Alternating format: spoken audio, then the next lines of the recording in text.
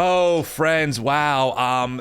Just had an unbelievable conversation with the one and only Jim Wallis. I am emotional after it. We talked offline for a bit after. Whoa, yeah, some of the things he said to me were just really encouraging. And if it helps you to know this, Jim believes in the work that we as a community are doing. He calls us a community. He believes what we're building here is essential and more important than ever. Jim Wallis, if you don't know, is a legend. He started Sojourners magazine back in I think the 70s, and he's been around the block, deeply invested with the Black church, and man, he has quite the story. So I got him on. He has a brand new book that just came or is coming out April 2nd that talks about white Christian nationalism, and not just what it is, but how do we combat it and how do we build better paths forward. So this is quite the conversation. Just buckle up. I am really encouraged, and I don't want to say things that maybe were setting confidence to me or that come across weird to you, but I will just tell you that some of the stuff that Jim said was very encouraging to me personally, and also very humbling, and really just frankly reinforced that the work that we're all doing, that and I really mean that, whether it's the audience, whether it's our donors, if you're listening, the board of directors, our Adele, Noah, Cherry, that's our podcast producer, our fundraising coordinator, and our strategic person, all of those people, we're doing good work. And people like Jim are encouraged, and that means something because Jim has seen a lot. So I really hope that you enjoyed this episode. It was so good. If you want to support the work that we're doing, sharing this podcast or YouTube video would be so helpful. Donating really makes this possible, friends. There's no other way around it for me to say it. Without donations, we can't do this work. And when people like Jim Wallis say, you're doing great work, keep going, I think, okay, awesome. All the more reason to make this stuff possible. I'm not saying that if you don't donate, you're not, you're somehow not giving to God or that God won't bless you. This is not that. What I'm saying is that without financial support, we can't do this work at the level that we are doing it, and we can't grow into this work at the level that we want to keep doing it at. So if that's you, many hands make light work. It does not take many of us. Less than 1% of our audience donates, and we're able to be very efficient with that money and become one of the leading digital first organizations that are loud about a better way forward in their faith and tracking Christian nationalism. So if you want to help support that work, you can donate via the link in the show notes. All donations are tax deductible. It is so good and such an honor and privilege to do this work. I hope you enjoy this conversation with Jim. It is just chef's kiss. So talk to you all later on. Have a good one. Cool. Well, I got to be honest, Jim, it is a treat to have you on the podcast. I mean, it's been amazing to chat with you behind the scenes, and to have you on talking to the audience it's unbelievable. So thank you for making time out of a very busy schedule to talk to me. I really appreciate it. Well, I really have enjoyed our conversations, and your new evangelicals. That's what we started doing 50 years ago. And even that language from 1970 to 1980, all the coverage in the religious and political press was young evangelicals are changing evangelicalism. For 10 years, that was the whole story. It was a very unexpectedly successful launch of Sojourners. But then in 1980, literally political operatives from the Republican Party who told me about this decided to take over evangelicalism. And Richard Viguerie, who was one of the three who did it, Paul Weyrich, and Terry Dolan, he's told me that he went to Jerry Falwell and Pat Robertson and said, give us your lists and we'll make you household words in America. And they did, and he did. And he was our equivalent to the internet guru. He was the direct mail guru. Yeah. And that created the moral majority. And my dad, my Plymouth Brethren evangelical father at the time, said, Falwell isn't an evangelical. He's a fundamentalist who wants power. So there wasn't a backing off from even centrist evangelical establishment leaders who all signed our Chicago Declaration in 1973. It was a political takeover. And that political takeover by the religious right is now culminated in this theocratic support for Donald Trump. It It's a hit. is, yeah. Well, and that's why it's so important to have you talking to our audience, I think, and to really get your voice out there, because you are someone who has seen the beginning and the roots that have been laid for decades that eventually have given us the fruit of what we're experiencing now. You know, the term we use is Christian nationalism, white Christian nationalism in particular, and Trumpism. And I think a lot of people, and listen, I count myself as one of them, when Trump really came on the scene and was endorsed by so many white evangelicals, it was very disorienting for me, because even though I was baptized in that conservative evangelical framework, it still didn't add up. So to have someone like you say, actually, I kind of saw the roots of this, and I've seen kind of the cycle that we've been in now. It's important to have your wisdom here, because a lot of people, and I'm one of them, but there's many others who are trying to navigate this new path forward for our generation, when in reality, folks like yourself have immense wisdom, because you've at one point were carving, and still are to a degree, but at one point were that person who was carving new paths and thinking about the world that you were living in. I mean, take us back to, like, for you, the beginning of all this, of what even launched you into becoming Jim Wallis and writing books proficiently and having your own center. Did you grow up in evangelicalism or fundamentalism and eventually worked your way out? Oh, yeah. I was Plymouth Brethren. It's very evangelical in Detroit. Yes. Yes. And I got Yes. saved one night where a revival preacher, we were told he'd be fiery, and he was. He pointed his finger. All the unsaved kids had to sit in the front row. Because the closer you are to a sermon, the more it'll impact your life. That's why the front rows are always empty in churches.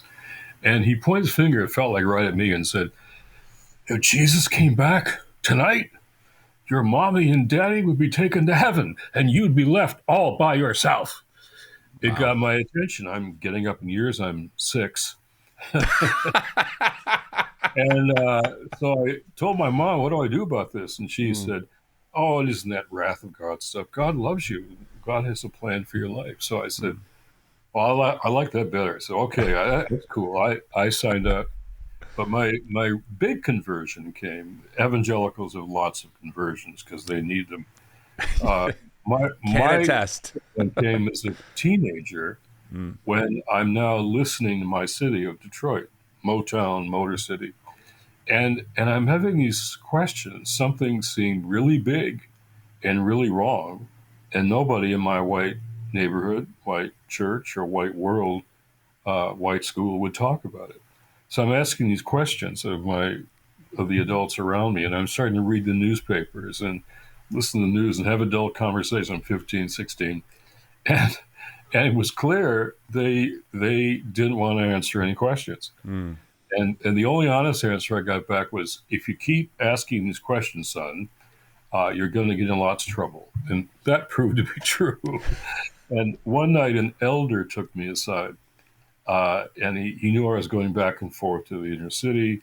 I tell my students, trust your questions and follow them to wherever they take you. And that's what I did when I was a teenage kid in Detroit. And I went into the city. I showed up at black churches, just showed up. I was never told there were black churches, but I just found them and showed up. They're Black Plymouth Brethren churches. Right. And so I took jobs alongside young men like me. I needed money for college. And they're young black men like me, but maybe they could tell me why things are so different in black and white Detroit. So I kept asking.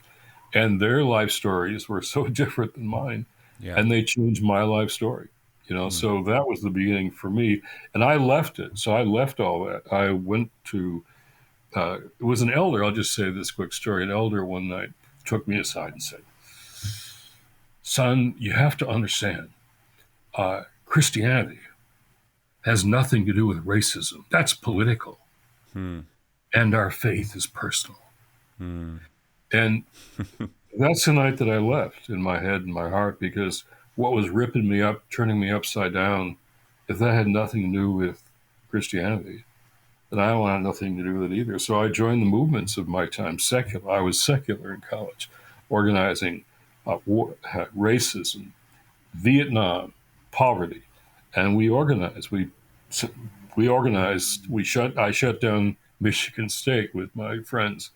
They brought me back for a commencement once, and I said, "Thanks for bringing me back." Because the last time I was here, I helped shut it down. Yeah, Uh, poetic justice. but I really left my faith because of that, like a lot of young people do, and your constituency. A lot of your folks know that story. They could tell Oh, their own totally, story. You know? They have their own totally. story. But for me, finally reading Ho Chi Minh, Che Guevara, and Karl Marx wasn't enough, and so I never quite got shed of Jesus, Hmm. even during those secular years. So after the student strike and all that, in 1970, I went back to the New Testament and I just read these scriptures. I never heard a sermon on the Sermon on the Mount Hmm. in my evangelical church. This was the Yeah. principal catechism Right. of Jesus' teaching for all his disciples. Right. They thought it was for another dispensation when we all get to heaven. Well, that doesn't help us much here on earth. Yeah. But the text that was my conversion text, where I found in Matthew, Jesus says, "It was me. I was hungry. Hmm. I was thirsty. I was naked. I was a stranger," meaning immigrant. That's what the word means. "I was sick. I was in prison.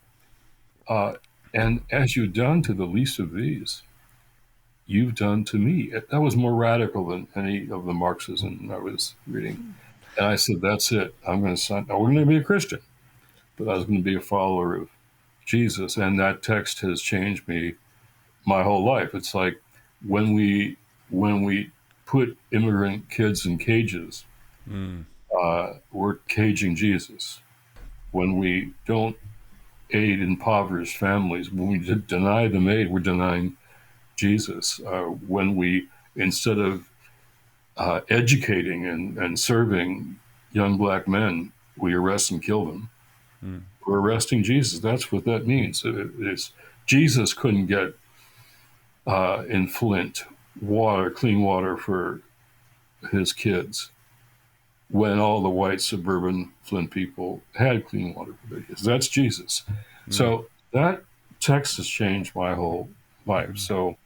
Uh, so I came back to Jesus, or found him for the first time, because of text. And in this new book, all those texts are there, because if we don't find them now, we're not just going to be run by a racialized autocracy. Right.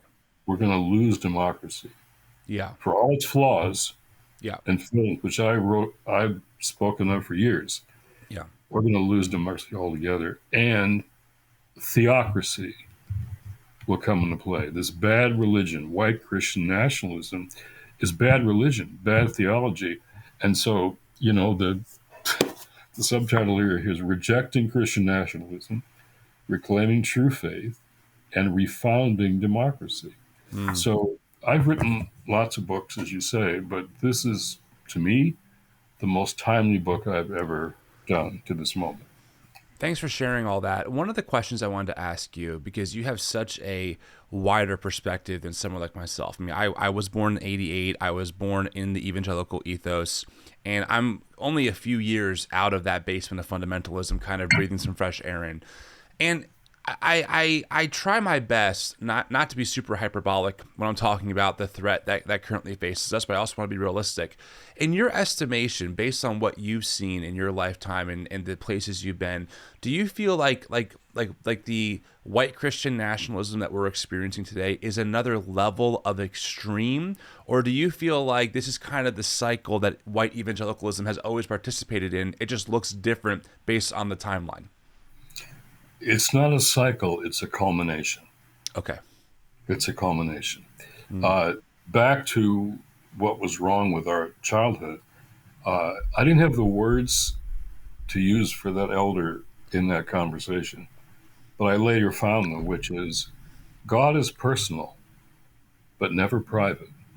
And the privatizing of faith is the greatest heresy of the evangelical world.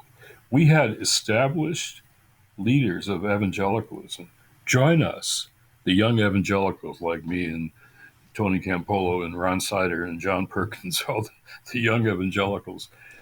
They all joined us in signing the Chicago Declaration. You all should look that up 50 years ago.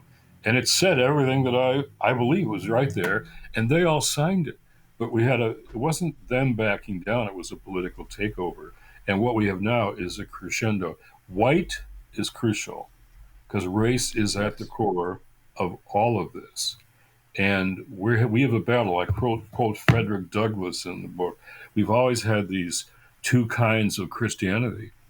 And right now, let me put it simply in one sentence. People on the other side, and I know a lot of Republicans who are homeless. It's not republicanism. It is autocracy. It is a coming dictatorship.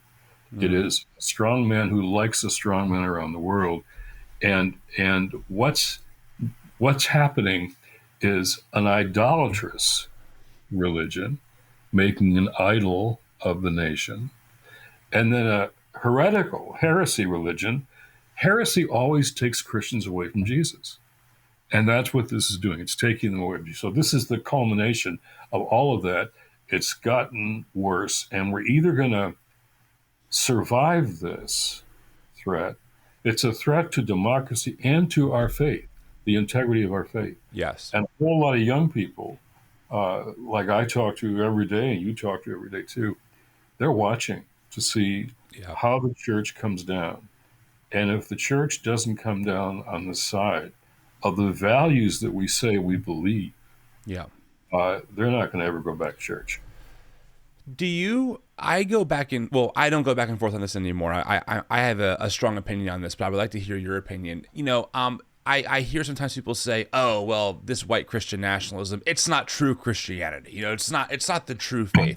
But I think that is too narrow and also absolves us from responsibility of the reality that the Christian tradition throughout world history has been used as either a tool of liberation or a weapon of oppression. I mean, there have been Christians who have done things who believe what we might even call orthodox beliefs, who have done bad things. I think Christian nationalism is anti-Christ in nature, but does participate in a stream of Christianity that seeks power and control. But how about for you? Do you see it as just it is not Christian at all, it's heretical in that sense? Or do you see it as, well, unfortunately, part of our tradition is reconciling and admitting that, yes, there have been some ugly things that have happened in the Christian name throughout history? Well, I go through 6 iconic biblical texts here that are the ones that brought me back to Christ. Yeah. And the ones that I'm trying to reframe and refresh for right now. And take that history. The Galatians 3:28. In Christ is no longer male or female, Jew or Gentile, bond and free. We're all one in Christ. So right there, the early church, I discovered that was a baptismal formula and rite in the early church. That text got read at every baptism. And they were saying, in effect, we are the ones who are followers of this itinerant Palestinian rabbi, Jesus. And he tells us to break down the barriers of race, class, and gender. Always the divisive, oppressive divisions in our societies, all connected. That text says we're overcoming. We're not perfect, but our vocation is to overcome these things. And so imagine that text being read at every baptism in America today and saying, in effect, we try to break down these barriers. If you don't want to be a part of that, you better go somewhere else. Now, interestingly enough, to your historical question, Galatians 3:28 was removed from all the slaveholder Bibles. Gone, disappeared, just not there. And I believe that there are people out there, white Christians, some of whom are stuck, oblivious, trapped, and the only thing they'll be open to finally is Jesus. Mm. Every movement has to decide who we can persuade and who we have to defeat. I Yes. mean, nonviolently at the ballot box, these militant, uh, idolatrous Christian nationalists, they're political militants, and 100%. they have to be defeated, and we have to defeat them. And if we're able to finally beat back this threat, what they're trying to do is they want to prevent our changing demography Yes. from changing our democracy. That's, in a sentence, voter suppression, gerrymandering, Yep. voter subversion, not counting all the votes. They just purged 6,000 black voters in Ohio. Mm. Purged them.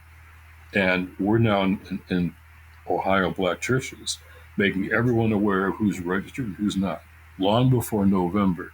Are you on the rolls? You're not. Did you know that? So black churches, who are our leads in our Protect Democracy campaign, are challenging this directly.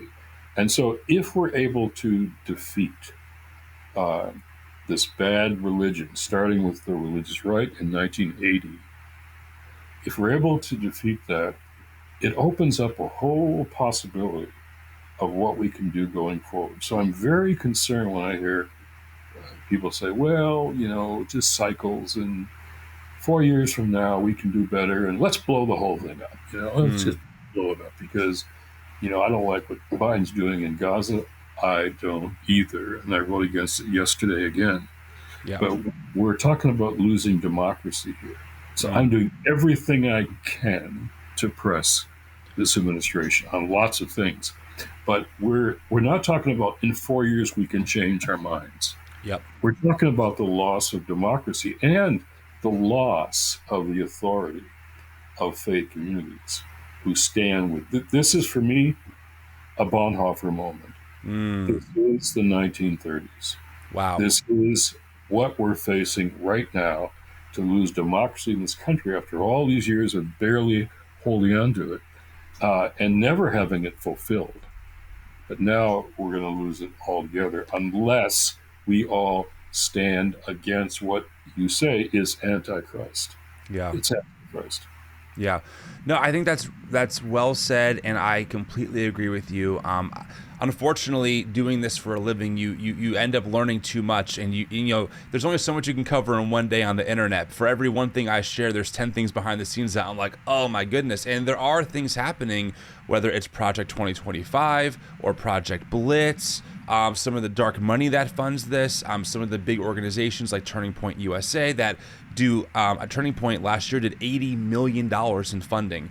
They have their own political arm now called Turning Point Action. They're starting their own Republican National Committee event that is in competition with the current RNC, because I'm sure you know this as well, Jim, but for the audience out there, there's been a massive takeover of the RNC by these farther right people who are steeped in some ethic of white Christian nationalism. And I did go to America Fest in December, that's Turning Point's event, and to hear people from the stage, including Charlie, say, there is a great replacement. It's not a conspiracy. It's really happening. Immigrants are flooding our country to change the voting populace. When they're saying things that blatantly, and you can think about David Duke in the 80s and 90s saying the same exact thing, one of the grand wizards of the KKK.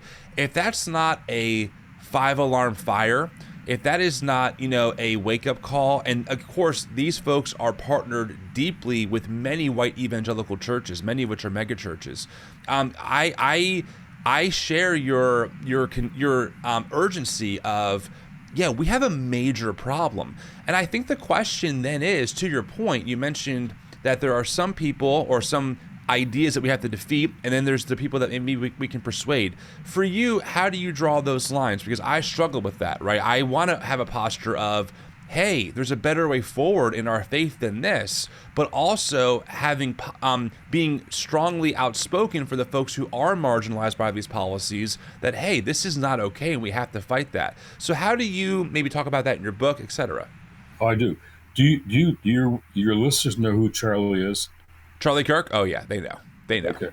And Franklin Graham? Oh Okay. yes. Yes. Okay. I'm saying these are false religious teachers. I'm saying they're preaching against the gospel of Jesus Christ. I'm saying let's have a debate anywhere, anytime with any of you about what Jesus said and what we mean by that. When Jesus says, you'll know the truth and the truth will set you free, he's not saying don't lie so much. He's saying the opposite of truth is captivity, is bondage. Truth and freedom are indivisible. I have a whole chapter on that. So how do we, John is full of talk about truth and talk about light in John. So how do we shine the light of truth into the darkness of lies? Yeah. They are complicit in captivity. They are captive. Charlie is a religious fascist. He's mostly a political fascist. They're using religion for political power. Now, I'll debate him anytime, any place. Charlie Kirk, must be defeated. Defeated. And I'm happy to take him on anywhere. At 75, I'll also go anywhere to debate Charlie Kirk. Charlie, listen, show up. He's a coward. They're cowards who won't talk about what Jesus said. And so we have to confront them with the words of Jesus, not just MSNBC or Democratic Party or whatever. This is a test of faith. And so I think we have to take them on. And I think we have to win some people back. Yeah. And we have to let the scriptures do that. Like another chapter here is the Good Samaritan parable. The Good Samaritan can help lead us to multiracial democracy. I mean, the Judeans didn't think there were any Good Samaritans. Right. And what they said about Samaritans is what we hear Trump saying about people different than us. They're dangerous. They're drug dealers. They're killers. They're murderers. All that was said about the Samaritans. So here's Jesus. And a lawyer asked him the question. I know that lawyer's tone of voice. He was a Washington lawyer who asked Jesus the question, who is my neighbor? He doesn't say, who is my neighbor? He says, just who is my, how can I get out of obligation to this? Jesus chooses the other, the Samaritan, as his example of what it means to be a neighbor who helps an other than him, a Jewish man, lying by the side of the road, half dead. And so the Samaritan means, the chapter's titled, Your Neighbor Likely Doesn't Live in Your Neighborhood. Your neighbor is not your neighbor. So how do we deal? And John Meacham, the great historian, says, John says, it's all a matter of whether we're going to treat each other as neighbors or others, foreigners, and enemies. Their trajectory, Kirk's trajectory, is fear, hate, and violence. That is Antichrist. I'll just say it.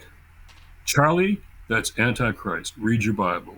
Or let's read it together and debate it. But these texts, going back into these texts that brought me back to Christ, has been a powerful experience because Jesus says, he doesn't say, blessed are the peace lovers, we all think we are, or the peacekeepers, often protecting the status quo. Peacemakers, which means the conflict resolvers. Christian nationalists are conflict makers. Yeah. They're trying to polarize. They're trying to divide. Jesus, no. I'm asking you to go into a polarized, divided, political violence, rising society, and I want you to be peacemakers. And if you do, you're going to be the ones I call the children of God. I completely agree with you about your diagnosis of Charlie Kirk. As someone who has met the man, who has seen him speak many times, and who again hears a lot of his content, it's quite frustrating to watch someone speak so boldly and confidently about the Bible in ways that are just completely either untrue or just completely false, and convinces so many people. So, I mean, let me ask you this: who is this book for? Are you trying to persuade some people with it, or is it more trying to give people like me further maybe ways of thinking about why this moment is so dire and so important? Yeah, this book is a tool. It's a tool, Yeah. and I believe that there are. Uh, the problem here is when white evangelicals or white Christians are more white Mm. than evangelical, more white than Christian. How do we bring the Christian back, or even the real meaning of evangelical back? Right. Uh, it's overwhelmingly white people, overwhelmingly, not just evangelicals, but white Catholics, white mainline Protestants, white people in general, are going to mostly vote for Donald Trump, Yeah. right? And so, our black brothers and sisters, do we understand that black churches are having their members moved off the voting rolls? Do we understand that we're suppressing the votes? They're suppressing the votes of black brothers and sisters in Christ. That's what the Republicans are doing. Mm. That's a fact. So the book is also a tool to defeat them. Mm. Here's scripture, here's language, here's how we can fight this battle. It is a battle. Mm. I said soul of the nation before Joe Biden did, but it is for the soul of the nation. And uh, I will do no harm to Charlie Kirk. I believe in nonviolence because of Jesus, but I Yeah. wanted to defeat him politically. Yeah. And idolatrous religion, which is white Christian nationalism, must be defeated theologically. Yeah. So this isn't just politics. This I isn't agree. partisan. This is theology.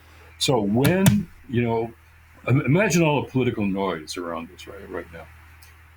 The first book of the Bible, first chapter, has a wonderful line. Imagine the noise. I have the noise all around me all the time. Yep. And it's, Same. then God said. Then God said, like, shut up.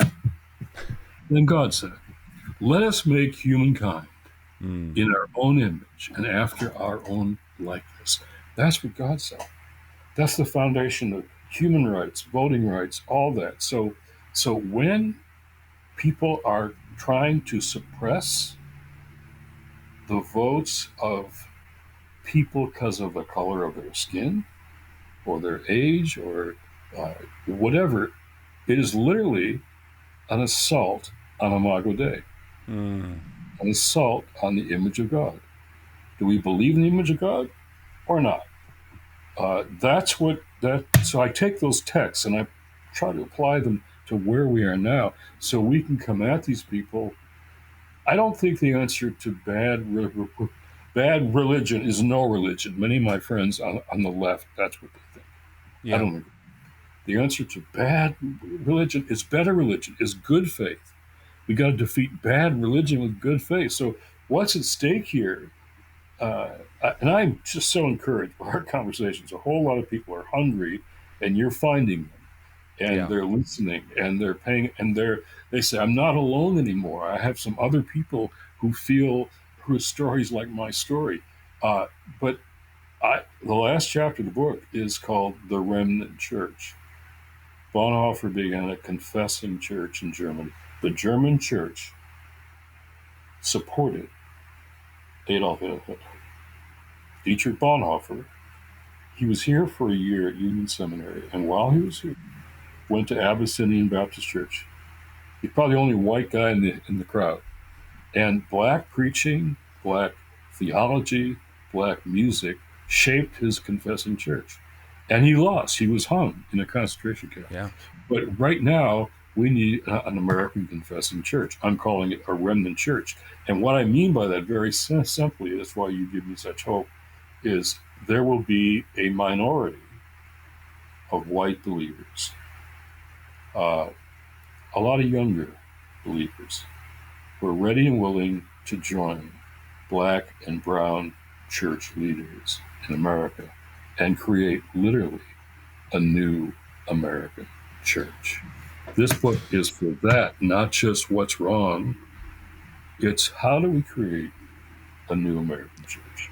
Well, I love to hear that because frankly, speaking candidly in front of my audience, I think that a lot of folks get a little burnt out on me bringing always the bad news, right? Of just how dire things are. And it's not that they don't want to hear it. They do, but they also are like, okay, so what now then? Okay, I see, you're right, Tim, or, Jim, I see the problem. I agree. I'm on board. What do we do? And, actually, I'm recording this the day before. I'm actually flying out to meet with Reverend Otis Moss III. I'm flying out to him in Chicago. He's the main endorser on the front of your book. So I'm looking forward to talking to him in Chicago for the weekend to see how, again, we can just keep building these networks. I tell you, and Jim, I told you this offline when we met a couple of weeks ago. I said, and I'm going to trigger half my audience using this language, but it is what it is.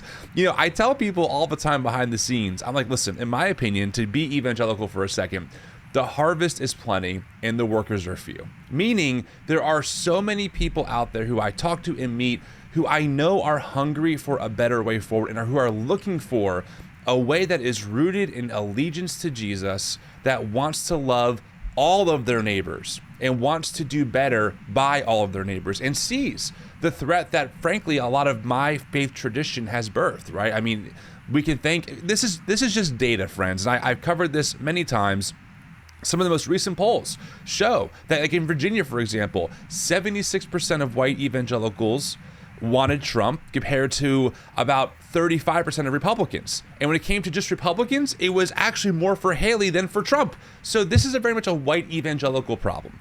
And so I'm encouraged, to hear you say that, and it's encouraging for me to hear you say that, because I really do believe that if I've realized just enough that throughout this American history, there have been a remnant of white evangelicals who have always been pushing back on things, whether it's Theodore Weld and the anti-slavery movement, whether it's Oberlin College, early Wesleyan tradition, Isaac Sharp's book, The Other Evangelicals, tells stories of the feminists and the black evangelicals and the gay evangelicals who've always been there, pushing back. And I kind of see what we're doing in that tradition of, like, I know that in my circles, or what birthed me, we're in a quote-unquote minority position. Yeah. But I don't care, and I like that. Like, I like being that hardcore, fight the man kind of person, and I just think that this is one of those times where we have got to build those coalitions, and people like me need to learn quickly from other people who have been in this fight for a long time to do what we can to help, because I feel you. I feel like democracy is truly under threat. And I don't say that in the talk radio, Rush Limbaugh, Sean Hannity way. We have real data that supports what we're saying, and that's the difference. Well, our mutual friend, Diana Butler Bass, was the first she's podcast great. I did with this book. And I loved it when she said, Jim, this is a positive book. This is a positive book, not just a negative book. It's an Easter book. And it's a book about resistance and hope at the same time. Yeah. And I just can't tell you how hopeful what you just said makes me feel when I talk to young white evangelicals like I do in this book. And I said, you're only 20% of white evangelicals. And they say, I don't care. That's what the gospel says. I don't care. I got a whole lot of people that I'm working with. I don't care. So we've always been a minority. We've always been a minority. And these forces that would disturb, that would use, Gary Wills says here on the back, using religion to bless hate is the supreme blasphemy.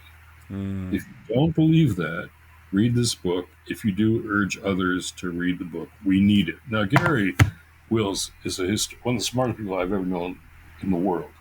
And he's a scholar. He's a historian. He's saying, and he's a deeply committed Catholic. And so my work has been at evangelicals, aimed at, but also Catholics. I'm a Jesuit now. So at Georgetown, and mainline Protestants like Diana Butler Bass is now, and always black church.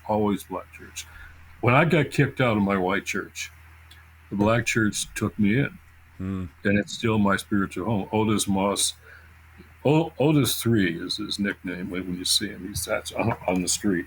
His father, Otis Jr., was in the inner circle of Dr. King, and I tell the story in the book how after Ferguson, I had our annual faith leaders retreat in Ferguson with the leaders of Black Lives Matter, and Otis was there, and we gathered all the leaders from the streets, black street leaders, Brittany Packnett, people like that, and he said, "You just changed me tonight. I speak prophetically. My tradition has taught me. My father, Dr. King, taught me. But I'm doing it too much from a place of comfort. Mm. And I want to join you in the streets." And then when I preached in his church about a year later, always the Black Youth Project in Chicago is like Black Lives Matter, other places. And these young kids, I'm an old guy, these young leaders showed up, and we talked about the sermon afterwards in Otis's office. So he's the right person to talk to. He's one of the greatest leaders, I think, in the church in America. Mm-hmm. He's bilingual in every way. He can do street, he can do academy, he can do arts, he can do movies, he can do it all. He can do jazz, he can do it all. And I trust in that kind of leader. Yeah. Raphael Warnock spoke in my opening for this center, just Georgetown. I know Raphael from preaching in Ebenezer long before he was a senator. I preached in Ebenezer before he was even there. That's how old I am. But Raphael said, "Gee, I heard a rumor that you had retired. I see you just rewired." And that's what I'm doing at Georgetown. I'm rewiring. And to me, what you're doing is a profound source of hope for me. And we got to understand that majorities never change anything. Minorities change things, and majorities say, "Okay, all right, let's go along with that."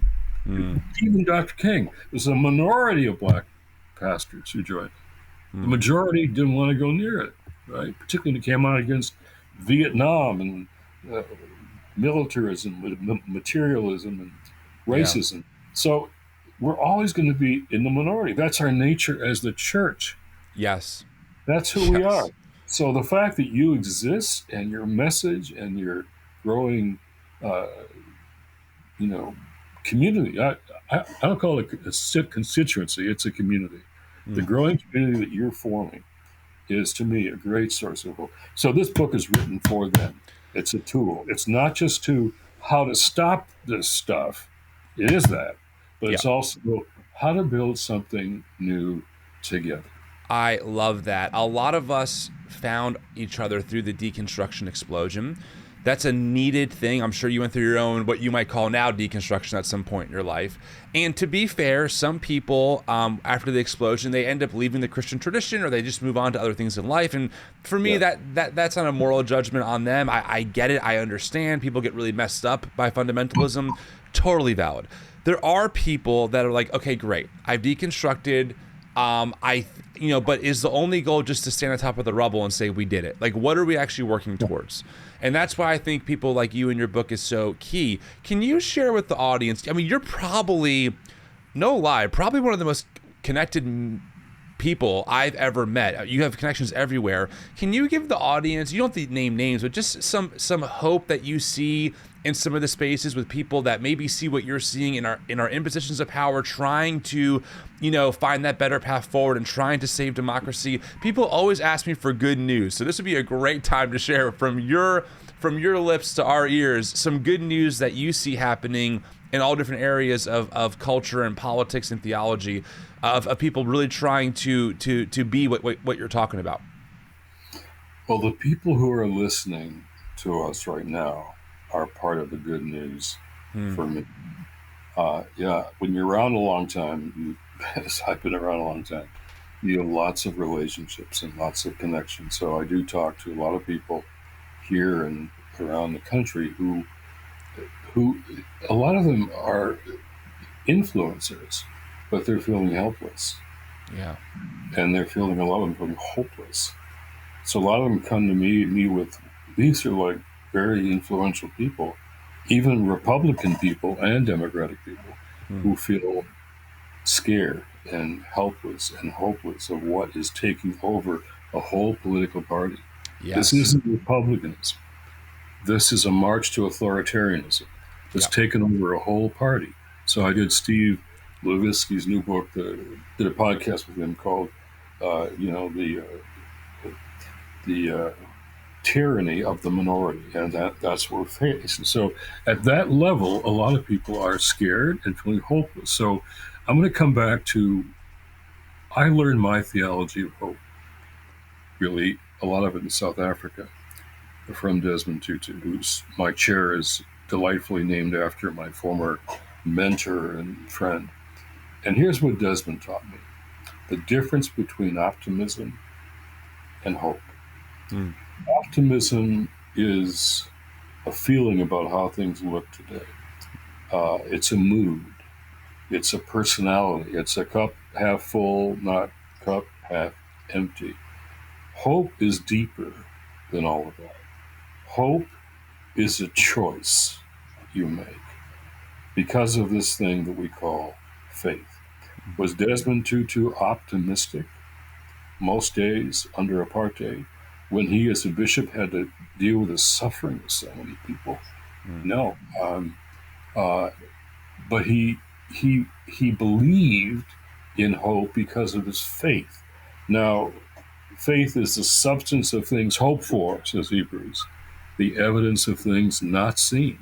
And my paraphrase of that is hope means believing in spite of the evidence, then watching the evidence change.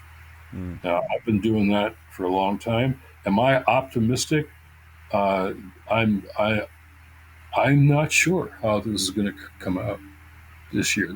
I'm not sure, because it's dealing with, you got a supreme marketer who's not just immoral. He's been immoral his whole life. He's amoral. There's no morality, and he's marketing racial grievance. Yeah. And he's marketing what I would say deeper theologically. He's marketing our worst demons in this country, and those demons run very deep. And our better angels are up against a lot right now. They're up against the faults in the Democratic candidate. They're up against this, the outcry we feel, all of us, in Gaza, which could impact the election. And so I can't control. I said in my column, I do a column Substack yesterday. I said you can't control politics. Yeah. Only your own choices and your messaging. And so I can't control when people say you're influential and you feel all the influential people you know are feeling helpless and hopeless. It's a scary time. But finally, I'm going to go with my friend Desmond Tutu, who, when I arrived at the cathedral in St. George's on my first trip there during apartheid, I got snuck in the country to get past security. And I saw him surrounded by hundreds of military police outside his cathedral. And I'm just snuck in through all the soldiers to meet with him. And he's preaching, and they break down the door of his cathedral. And they're on the inside, on the walls, with tape recorders and pads saying, go ahead, be prophetic. You just got out of prison, we'll put you back. Go ahead, you be prophetic. Ha ha. And he stops preaching. He just stops and hangs his head in prayer. And then he looks up and says, and they're right there, inside and outside his cathedral. Wow. South African security police are thugs. I've been interrogated by them. They're thugs. And he said, you are powerful. You are very powerful. But I serve a God who will not be mocked. So, since you have already lost, we invite you today, and it begins bouncing like a good black Baptist preacher. We invite you today to come and join the winning side. And we leapt up, and young people danced us out of the church. And the soldiers didn't know what to do. Here's these dancing worshipers who aren't afraid of them. 10 years later, I'm at the inauguration of Nelson Mandela, and Desmond Tutu is the master of ceremonies. I said, Bishop, do you remember that day in St. George's? He smiled. I said, today they've all joined the winning side. because everybody that day was always against apartheid, right? Right. So, Yeah. so what he taught me was this trajectory: faith sparks hope, which causes action, which makes change. Faith, hope, action, and change. That's my trajectory of how things change. And so I just have to have the faith that creates the hope that really causes us to take action, even sacrificial action. If this election goes the way I'm afraid it might, I don't know what's going to happen to a lot of us. Yeah. We're going to be targeted. But it makes change. And I've seen that in South Africa. I've seen that all over the world. I've seen it here. So I'm not optimistic every day, I'll admit, but I am hopeful. And the people listening to you today, to us, are some of the reasons that I feel hopeful. That is a beautiful note to end this conversation on. I love that. I think that gives the audience some steps for actionables. I get that often too. What can I do? Well, here you go. You know, and obviously I can't give people step-by-step ingredient advice because they live in different contexts in different parts of the country and have different access to different things. But I love that. Friends, the book is The False White Gospel, Rejecting Christian Nationalism, Reclaiming True Faith, and Refounding Democracy. It's out April 2nd. I know that pre-orders are a big deal in the book world, so if this podcast, which will be out before then, hits your ears before then, please go and pre-order the book. I'll make sure I put a link in the show notes. Jim, where can folks find your other work? I mean, you obviously are an author. You said you have a Substack. Do you have a different social media presence? Where can folks listen to you? Well, the Substack is called God's Politics. And it's my name, Substack. It's free. I don't charge anything for it. It's all free. And the podcast I do, you can look on YouTube. It's called, or Apple, The Soul of a Nation. That's what my podcast was called before Joe echoed that. So Soul of a Nation and Substack, and just the Center on Faith and Justice at Georgetown. We have a project called the Theology of Democracy. Because for us, this is not just political or partisan, it's deeply theological. So we're having events all the time. You can get on our website or our list. So the center for me is critical. I'll say one more group, Faith United to Save Democracy. We've been 3 elections now. We've trained 1,000 poll chaplains, clergy and bishops who go to imperiled polling places. And I said to the lawyers, how about some collars? Lawyers and collars. So that's what we do. We provide collars, clergy and other Christian leaders, to be in polling places where you got white guys carrying guns while black people are lined up to vote. We surround them and move them out, or pickup trucks outside black elementary schools. It's not just activists and lawyers, it's clergy saying we need to resolve this. So, Faith United to Save Democracy, we're training poll chaplains in critical states around the country. And so I'm in the middle of all of that. And it's multiracial, it's multi-faith. We got rabbis and imams joining us too. And it's multi-generational. And I was able to get Steph Curry to do a great video for us on why vote. And Steph's a Christian, and he doesn't just pray for 3-point shots. He cares about social justice.